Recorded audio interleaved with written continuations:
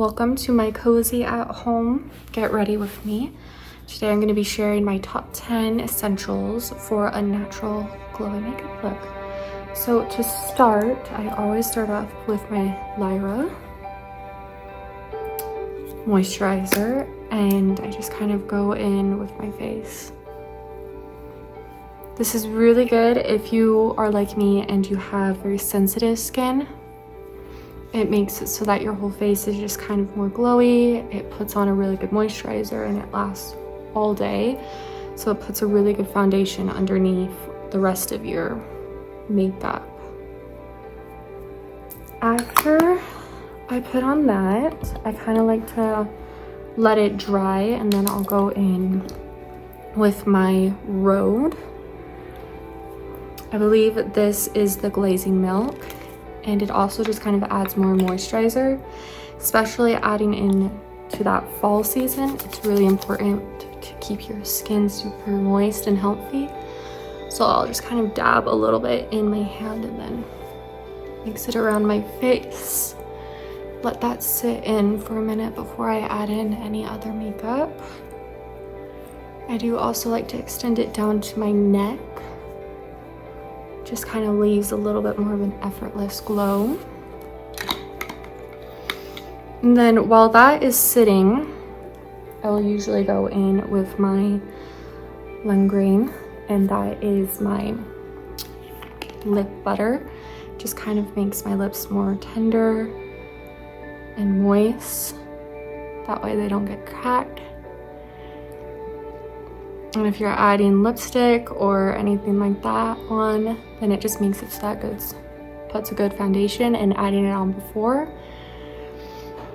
you put on any of that so that it'll just kind of sit in also makes it so that it'll last longer. Okay. After I've done all of that, I will go with my Estee Laurent. And that is my foundation and kind of moisturizing tint that I'll add to my face. And I'm really picky on how I put it on my face. So I will usually get my brush and then kind of just make sure that this puts on. And then I'll put it underneath my eyes. And since we're going for a more natural glow, I'll usually just hide any embellishments. Put some right there. And then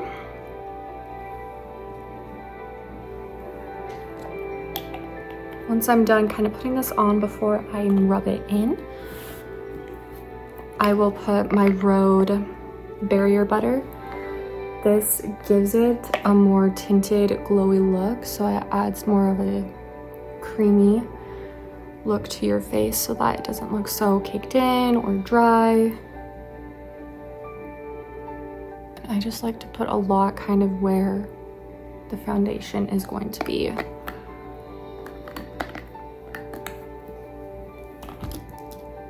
So then I'll take my foundation brush and I'll just smooth it out.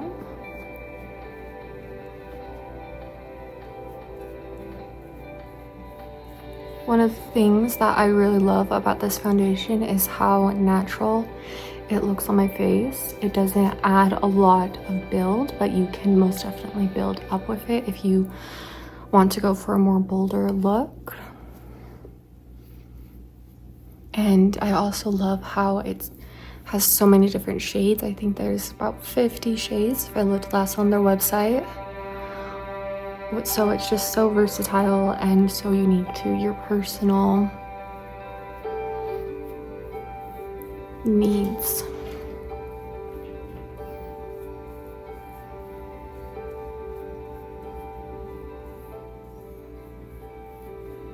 Make sure that I get it everywhere and blend it in.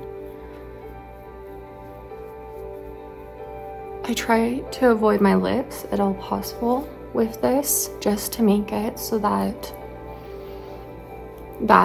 barrier that we put on with that lip butter before will just soak in more and it won't get absorbed with this foundation.